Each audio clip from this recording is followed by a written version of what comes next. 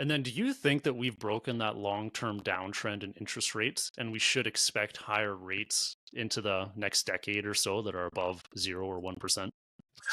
I think the answer is yes. It certainly looks like we're going to be in a period of structurally higher inflation than what we've experienced over most of our careers. I mean, most of us have experienced only a period of secular disinflation when it comes to inflation. Of course, that has kept a lid on interest rates. Now, the drivers of that, a big one was globalization.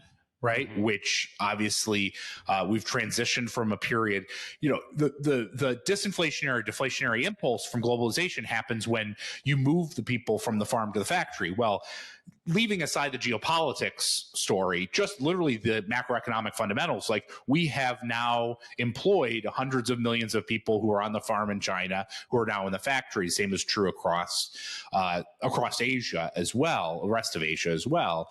And so that dividend, that low inflation dividend, will not return.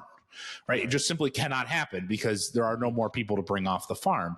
And then on top of it, you've got a situation where the geopolitical infrastructure, which had been, on a 30-year time frame, basically moving to integration, global integration, now moving up. Now shifting and moving apart.